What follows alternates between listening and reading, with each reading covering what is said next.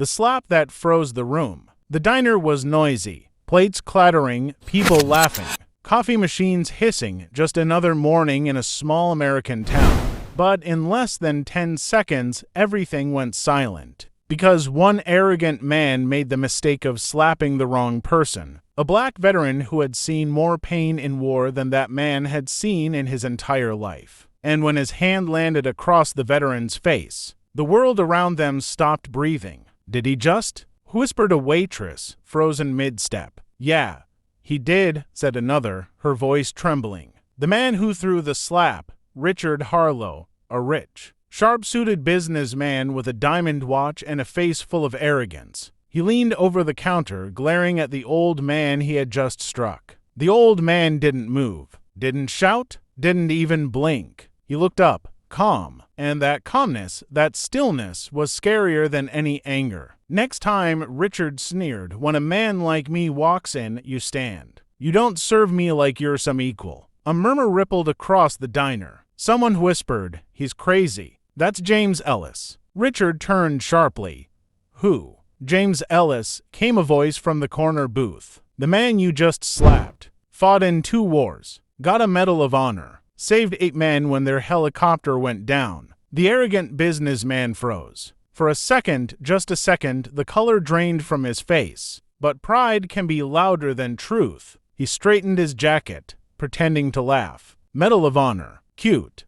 What's he doing here then? Wiping tables in a dump. A few people gasped. One woman stood up. You don't talk to him like that. But James raised his hand slowly. Let him speak, he said quietly. His voice, deep, calm, but heavy with unspoken stories, silenced everyone. Even Richard's mocking grin faltered. James wiped the corner of his mouth where the slap had reddened his skin. Then he spoke, his voice cutting through the silence like steel. You think money makes you a man? Richard smirked. It does if you have enough of it. James nodded slowly, eyes fixed on him. Then tell me something, son. Did your money teach you respect? Or did it just make you forget how to be human? A low hum spread across the diner. A few people looked down, ashamed. Others just watched, frozen in awe. Richard clenched his fists. He was accustomed to people fearing him, not talking back to him. But this old man, this janitor-looking veteran, didn't even flinch. Watch your mouth,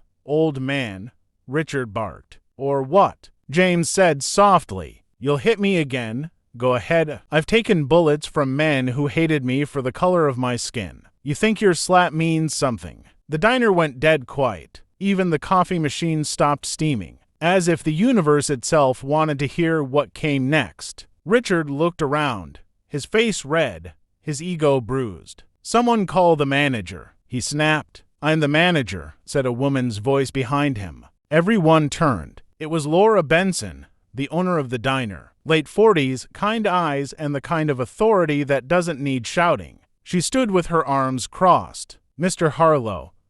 I think you've done enough, Richard scoffed. You know who I am? Yes, she said. And I also know who he is. She nodded at James. The man who saved my brother's life in Iraq. That sentence hit like thunder. Every eye in the diner widened. James looked at her, surprised. You're Mark's sister. Laura nodded slowly. He told me about you. Said if I ever met you, I should thank you. Her voice trembled. But I never thought it would be after someone slapped you in my restaurant. Richard stepped back, confused now. What the hell is this? You're all acting like he's some hero. Laura's eyes turned cold. He is a hero, and you. You're just a man who's forgotten what respect looks like. The tension in the room thickened. Every customer's eyes were locked on Richard. He looked around, realizing, for the first time in his life, nobody was laughing with him. Nobody admired his wealth, his suit, his arrogance. He was just a man who had crossed a line too far. James stood up slowly. His back straightened. His voice is steady. I fought men who hated me because they were told to.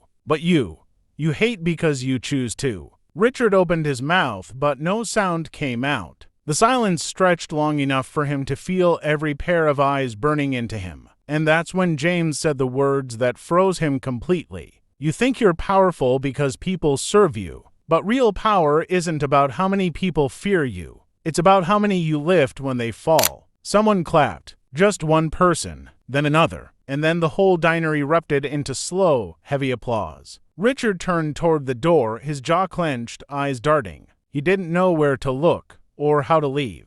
But as he walked past James, the veteran simply said, "Walk tall, son. Maybe someday you'll earn the right to shake a soldier's hand." Richard stopped, but didn't turn around. He just pushed the door open and left. Outside, as his car door slammed shut, the sound echoed like the ending of a war. But inside the diner, everyone was still silent, not because of fear, but because of respect. And that was just the beginning. Because what none of them knew, it was that Richard's company had ties to a government project, and soon that same veteran he humiliated today would be the one standing between Richard and the biggest scandal of his life. The diner fell silent. The slap echoed across the diner like a gunshot. For a moment, time froze. The clinking of forks stopped. The sizzling of bacon faded. Even the jukebox skipped a beat. Everyone turned, eyes wide, mouths open. The old veteran didn't move. He just stood there, tall,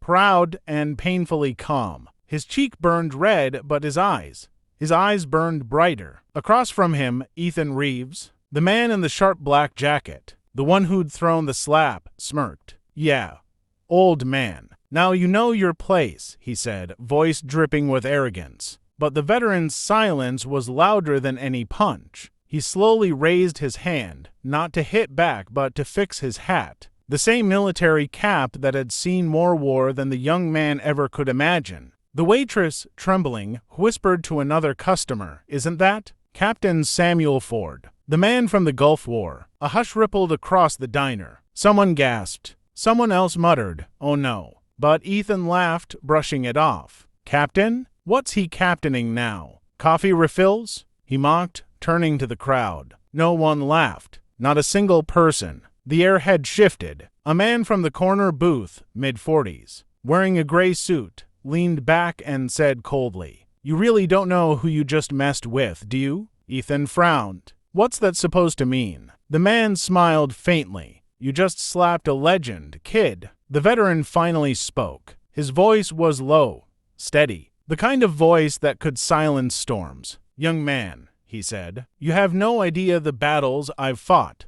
Not just for me, but for people like you." Ethan scoffed. "People like me, please?" The veteran nodded slowly. "Yes, you sleep under the freedom I bled for. You walk in peace I carved with my brothers' graves, and yet, here you stand, raising your hand like you've earned the right." The room grew heavy, thick with tension and guilt. But Ethan wasn't done. He laughed, took a sip of his drink, and spat near the veteran's boots. "Spare me the patriotic lecture, old man. Those days are gone. You're just another washed-up story no one remembers." The veteran looked down at the spittle, then up, not in anger, but with something far scarier, disappointment. He said softly, "Then maybe it's time this new generation remembered." From the kitchen door, a man in a navy blue suit stepped out, tall, commanding, presence like steel. The diner lights reflected off the Homeland Security badge clipped to his belt.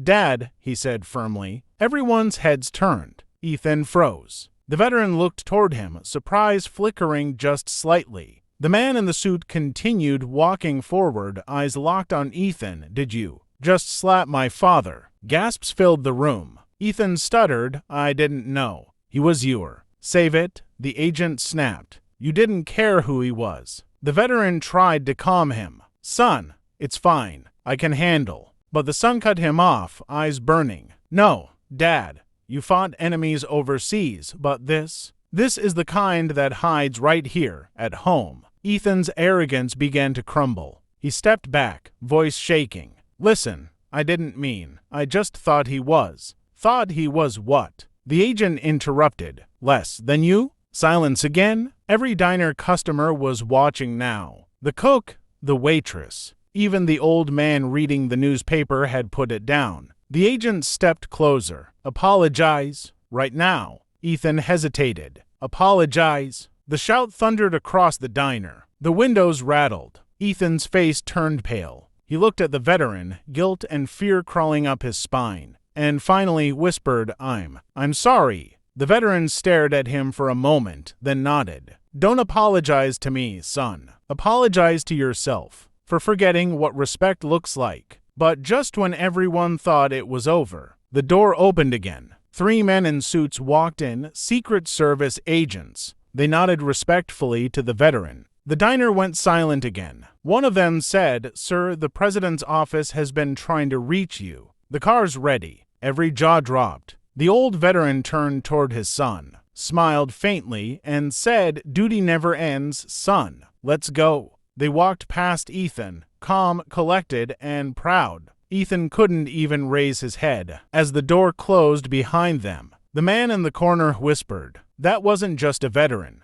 That was General Samuel Ford, the man who led Operation Phoenix." The entire diner fell silent again. This time, not out of fear, but out of respect. The fallout, when silence became a storm. The diner door closed with a soft chime, but that silence screamed. Every person inside sat frozen, processing what had just happened. The air smelled like burnt toast and regret. Ethan stood there, pale, sweating, eyes flicking around like he was trapped in a nightmare. Moments ago, he was the loudest man in the room. Now, even his heartbeat sounded guilty. He tried to laugh it off, his voice cracking. "Come on, guys, it wasn't that serious." But no one said a word. Not even the waitress who'd earlier smiled at his jokes. Even she looked disgusted now. The cook whispered under his breath, "That's the man who saved my brother in Kuwait. And this kid slapped him."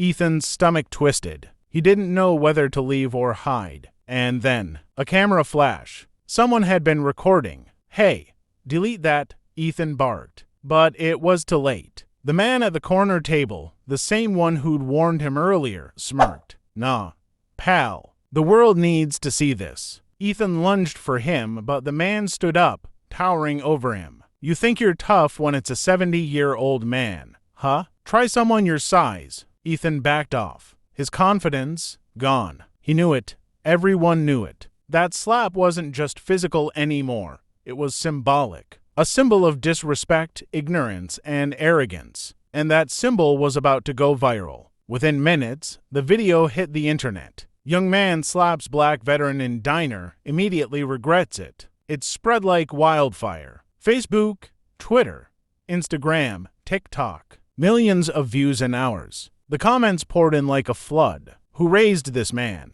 He disrespected a hero. No mercy. That veteran's composure was legendary. Ethan's name was trending, for all the wrong reasons. His company inbox was exploding. His phone buzzed non-stop. Friends stopped replying. Even his own boss sent him a single message. "We'll discuss your position in the morning." That night, Ethan couldn't sleep. Every sound in his apartment felt like judgment. The news anchor's voices filled the air. A shocking act of disrespect caught on camera. The man identified as Ethan Reeves, a local marketing executive, is now facing public outrage. He muted the TV, buried his face in his hands. "How did it get this far?" he whispered. But deep down, he knew. It wasn't the slap. It was the arrogance. It was years of looking down on people, until one day, he looked down too far. The next morning, his phone rang again. Unknown number. He hesitated, then answered. "Hello?" A calm,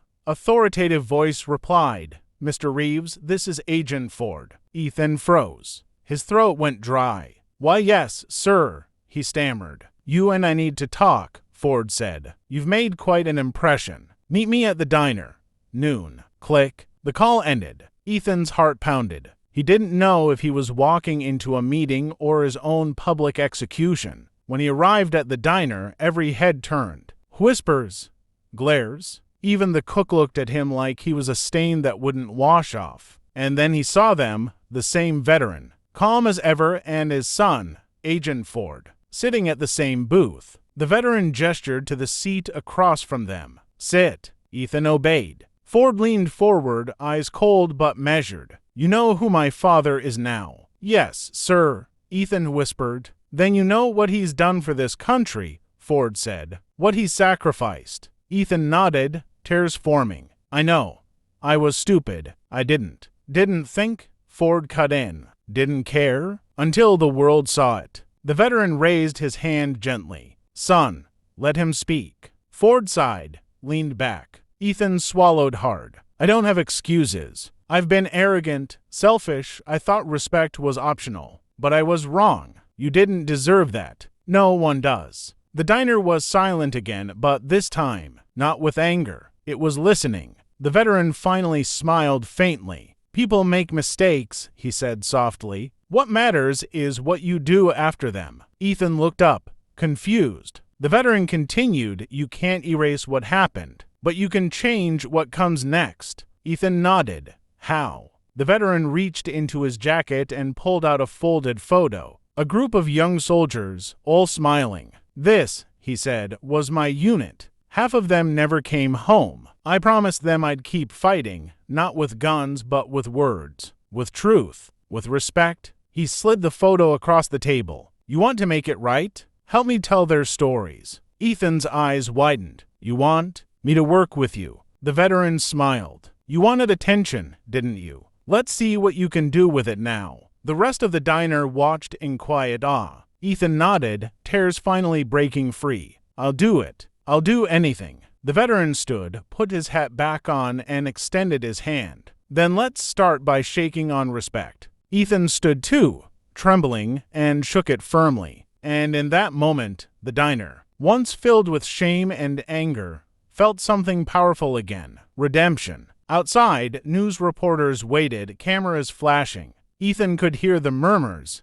Is that him? The guy from the video. But this time, he didn't hide. He looked straight into the camera and said, Yes, I made a mistake, but I'm here to make it right. I disrespected a hero. Now, I want to honor every one of them. The veteran smiled proudly from the doorway, and for the first time in years, the old soldier saluted not for war but for peace. The Redemption Project, when shame became strength. The next morning, Ethan stood in front of the mirror, but this time, he didn't see the same man. Gone was the arrogance. Gone was the self-satisfied smirk. He saw swollen eyes, a tired face, and a heart that finally wanted to change. He whispered to himself, This isn't where it ends. This is where it starts. He arrived at the diner again, early this time. No cameras, no crowd. Just him, the smell of coffee, and the quiet hum of the old jukebox. The veteran, Mr. Harris, was already there reading the newspaper. When Ethan walked in, Harris smiled without lifting his eyes. You're early? That's a good sign. Ethan sat across from him. I couldn't sleep. I was thinking about what you said yesterday. Harris folded the newspaper and looked him dead in the eye. Good, because words don't mean much until they cost you something. Ethan frowned. Cost me? Harris nodded. You disrespected a lifetime of service. Now you'll spend your time serving others. Ethan straightened. Tell me what to do. That was the start of the Redemption Project. Mr. Harris had an idea, something he'd been dreaming about for years. A community project to support struggling veterans tell their untold stories and raise awareness about the people behind the uniform. He looked at Ethan and said, You've got skills, marketing, social media, connections. You used them for yourself before. Now, use them for something bigger. Ethan nodded, his voice steady. I'll do it, whatever it takes. At first, people refused to work with him. Everywhere he went, they whispered, Isn't that the guy who slapped the veteran? He's just pretending. He's doing this for attention. But Ethan didn't argue. He kept showing up. Every morning at the diner, taking notes, listening to Harris's stories, learning about soldiers who'd fought for the country he took for granted. He filmed interviews with local veterans. He edited late into the night. He built a website, created posts, and even started a donation drive. Slowly, people started noticing. One evening, Ethan uploaded a short video. It was simple, black and white clips of veterans sharing their experiences, followed by the line, They fought for our freedom. Let's fight for their dignity. The video ended with the name, The Redemption Project. Within hours, it exploded online. Not because of scandal, but because of truth. Comments flooded in. This is powerful. Finally, someone is giving veterans a voice. That man learned his lesson, and he's teaching us one too. The same internet that once destroyed him. was now lifting him. Mr. Harris watched the video from his porch that night, eyes wet with pride. His son, Agent Ford, stood behind him, arms crossed. "Maybe you were right about him, Dad," Ford said quietly. Harris smiled. "People aren't defined by one mistake, son. They're defined by what they do after it." The next day, the diner was full again, not with anger, but with hope. Reporters were back, but this time they weren't asking about the slap. They were asking about the movement. Ethan stood beside Harris at a small press conference. He looked nervous, but his voice was steady. "I'm not here to erase what I did," Ethan began. "I'm here to build something better from it. This man," he pointed to Harris, "taught me that respect isn't owed, it's earned, and I'm going to spend the rest of my life earning it." Harris put a hand on his shoulder. "You've already started, son." The crowd applauded, slow at first, then thunderous. As weeks passed, the Redemption Project grew. Ethan visited veteran homes, schools, and shelters. He used his marketing experience to launch campaigns. "Remember their stories, one meal for a hero," and letters to our veterans. He was finally using his voice for others, not for his ego. But his redemption wasn't easy. There were nights he wanted to quit. Days when trolls online mocked him. One post read, "You think a few videos can fix what you did?" Ethan replied publicly, "No, but it's a start." That honesty, that rawness, made people believe in him. Months later, the Redemption Project hosted its biggest event yet, a dinner honoring veterans from across the state. The same diner that once echoed with a slap was now glowing with lights, laughter, and warmth. Ethan stood at the door, greeting guests, serving food, and smiling genuinely. At the head table sat Mr. Harris, proud and calm, watching his student-turned-friend. When the speeches began, Harris stood up with his cane, looked around the packed room, and said, "6 months ago, this place was filled with shame. Today, it's filled with grace. That's what change looks like." He pointed at Ethan. "This man here, he made a mistake, but he chose to own it. And because he did, lives have changed." The audience clapped. Some cried. Ethan lowered his head, overwhelmed. After the dinner ended, as people left, Ethan stayed back, helping clean up. He wiped the same table where it all began. The table where his arrogance met humility. He whispered, "I get it now." Mr. Harris, standing at the door, smiled and said, "Good.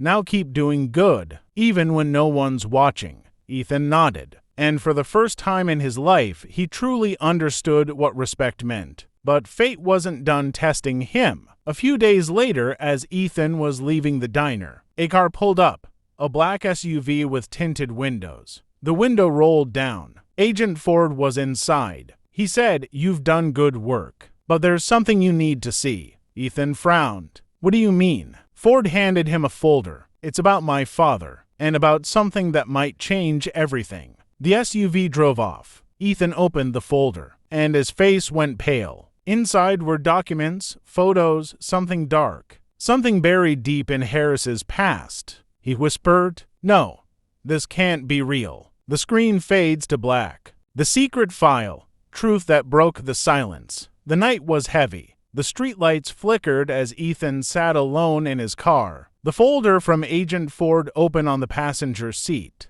The papers fluttered in the air conditioning, service records, faded photographs, official letters stamped confidential. He picked up the top sheet and froze. It was a black and white photograph of a young soldier, Mr. Harris, in uniform, standing beside a group of foreign men. The caption read, "Operation Desert Flame, 1992, Special Operations Division." At first, Ethan smiled with pride. His mentor had clearly lived an extraordinary life. But then he turned the page, and there it was, a report marked classified incident. In bold red letters, Court-Martial Recommendation, Sergeant Thomas Harris. Ethan's heart pounded. His eyes darted across the text, unauthorized actions leading to civilian casualties. Suspended pending inquiry. Case sealed under federal confidentiality. He dropped the paper. It couldn't be true.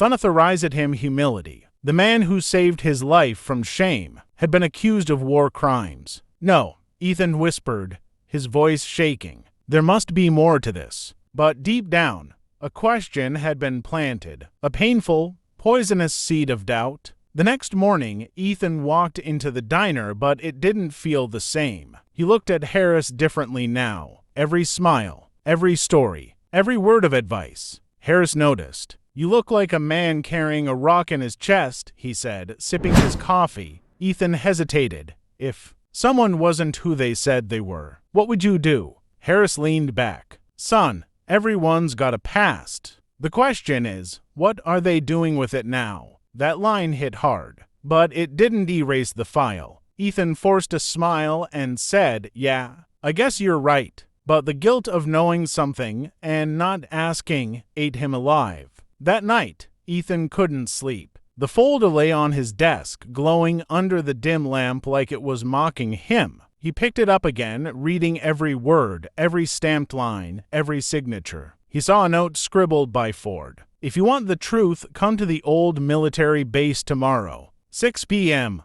alone." The next evening, Ethan drove to the abandoned base, a cold, empty structure surrounded by fences and silence. Agent Ford was already there, waiting by his car, his expression unreadable. "You came," Ford said. "I had to?" "What's going on?" Ethan demanded. Ford opened the folder again. "My father isn't the hero you think he is. He's been hiding something for 30 years. Ethan's jaw tightened. "You're wrong. He's helped more people than anyone I know." Ford sighed. "I'm not here to destroy him. I'm here to make sure you know what you're standing for." He handed Ethan an old cassette tape. The label read, "Operation Desert Flame Internal Interview. Listen to this. Then decide for yourself," Ford said before walking away. Ethan drove home, his hands trembling. He found an old tape recorder, pressed play, and the static filled room with a grainy voice. "This is Sergeant Thomas Harris, reporting from Operation Desert Flame." Ethan leaned forward, eyes wide. It was him. Harris's voice continued, rough and tired. "We were told it was an enemy base, but when we got there, it was a school, kids, teachers.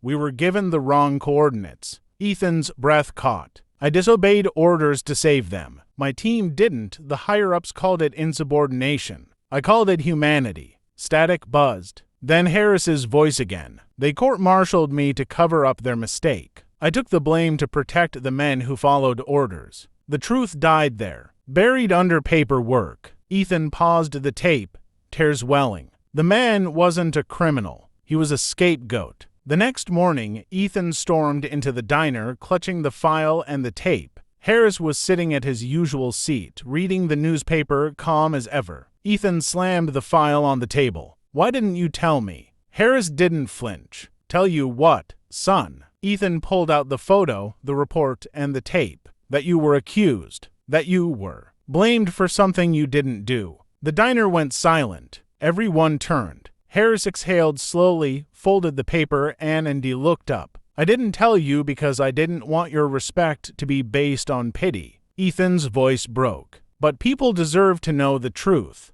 Harris smiled sadly. "The truth doesn't always set you free, Ethan. Sometimes it just changes the kind of prison you live in." Ethan sat down, tears burning in his eyes. "You were willing to be hated, just to protect others." Harris nodded. "That's what leadership is. Taking the fall when no one else will." Ethan stared at him, realizing this man wasn't perfect. He was real. The next day, Ethan made a choice. He uploaded the tape, not to shame Harris, but to honor him. He wrote in the caption, "They called him a criminal, but he was the only one who refused to kill innocent people. This is the kind of hero the world forgets honor." Within hours, the video went viral. Hashtags trended, hashtag the real hero, hashtag Harris truth, hashtag redemption continues. Reporters who once mocked him were now calling for interviews. Government officials reopened Harris's file. Veterans across the country sent messages of support.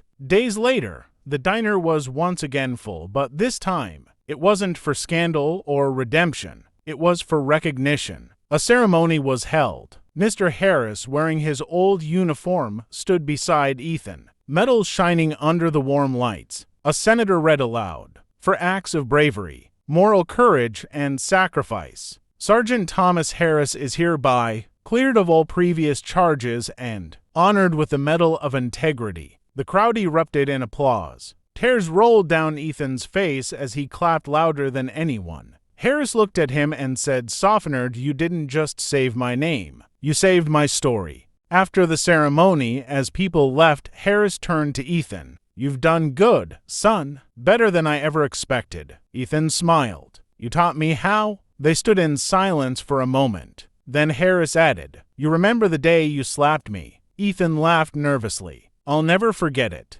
Harris chuckled. "Good, because that slap woke up to men that day. One who had lost his pride, and one who found his purpose." They shook hands, firm, strong, filled with respect. As the sun set, the camera panned out, the diner glowing in the golden light. The once broken place now a symbol of redemption and truth. And Ethan's voice echoed in the background. "Sometimes it takes one mistake to destroy your life, but it takes one act of courage to rebuild it." The truth that broke the silence. The air inside the diner was different now. No one was whispering anymore. No one was even breathing too loud. The young man Jake stood frozen, his palms still trembling. His face red not from anger this time, but from realization. The old veteran sat quietly, eyes fixed on the cracked floor. His hand slowly moved to the corner of the table and placed something there. A military badge. Not just any badge. The Medal of Honor. The same medal given only to the bravest. The kind of medal you don't just earn, you bleed for it. The room gasped. Even the clinking of spoons stopped. Jake took a step back, his voice cracking. What is that supposed to mean?" The old man finally looked up. His voice was calm. "It means, son, I fought for the freedom that allows you to sit here today. The same freedom you used to insult me." Those words hit like a hammer, each one cutting through the arrogance still clinging to Jake's heart. The waitress, the same one who had been silently shaking since the slap, whispered, "Commandant, sir. He's a war hero." The veteran nodded slowly. "I lost my brothers in that war. I lost my hearing on one side. And when I came back home, people like him," he pointed toward Jake, "told me I didn't belong here." A tear rolled down his wrinkled cheek, not from weakness, but from pain long buried. "Young man," he said softly, "do you know what's worse than an enemy bullet? A country that forgets your sacrifice." The diner went silent again. This time, not out of fear, but respect. Jake's breathing grew heavy, his jaw trembled. For the first time, the arrogant fire in his eyes was gone. He turned to the crowd. "Why you all think I'm a monster?" No one answered. They didn't need to. The truth was standing right there, in front of him. An old soldier who had given everything, and a young man who had just realized he had nothing, no respect, no control, no purpose. Jake's father's voice echoed in his head. "Son, power isn't in your fists. It's in the way you treat people." But it was too late for wisdom now. The damage had already been done. The police arrived quietly, called by one of the customers. They didn't storm in. They just stood by the door, watching. Even they could feel the heaviness in the air. The officer spoke softly. "Sir, is everything all right here?" The veteran looked at him, then at Jake, and said, "Everything's fine, officer. I don't press charges. I've fought enough battles in my life." Jake looked at him, stunned. Why would you not?" The old man smiled weakly. "Because I didn't come here for revenge. I came here for breakfast." Everyone in the diner was shattered. A man with nothing but dignity had just taught them all a lesson no book could ever teach. Jake turned away, ashamed. He tried to apologize, his voice breaking. I didn't know, sir. I swear I didn't." But the veteran stopped him, raising his hand. "Don't say sorry to me, son. Say it to yourself, and mean it." Jake couldn't hold it anymore. He walked out of the diner, his tears falling freely. The same diner he'd once walked into with pride and anger. He now left with silence and guilt. As the door shut behind him, the veteran looked out the window. Sunlight touched his face. He whispered to himself, maybe, just maybe, today wasn't another ordinary day. And in that quiet diner, surrounded by strangers, a war hero had once again done what he'd always done. He brought peace after chaos. redemption at dawn. Outside the diner, the morning sun had fully risen, but for Jake, the world still felt dark. The sound of his footsteps echoed down the quiet street, each one heavy, hollow, and filled with regret. He had come to that diner a lion, roaring with arrogance, anger, and pride. But he was leaving like a shadow, silent, broken, and lost.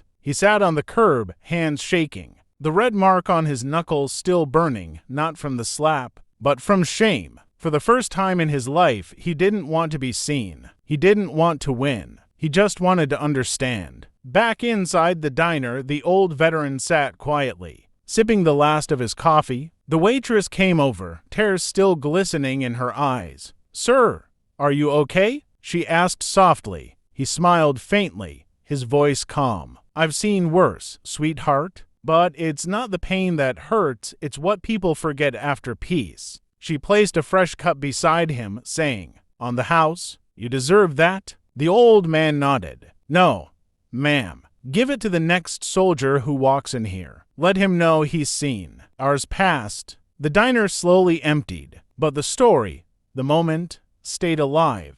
Every customer who'd witnessed that slap now had something they couldn't shake off. A lesson burned into memory. One man pulled out his phone and whispered to his wife, "People need to know this. The world needs to see this." By evening, the story had reached everywhere. News outlets, social media, the diner incident. But what shocked everyone most wasn't the slap. It was what came after. The veteran's forgiveness, his calm, his words, his humanity. 3 days later, same diner, same table. The doorbell jingled. Jake walked in. No jacket this time. No sunglasses. No arrogance. Just a man with eyes full of truth. The entire diner froze. Even the cook in the back stopped flipping pancakes. He walked slowly toward the old man's booth. The veteran looked up, calm as ever. Jake's voice cracked as he said, "Sir, I don't expect forgiveness. I just came to thank you."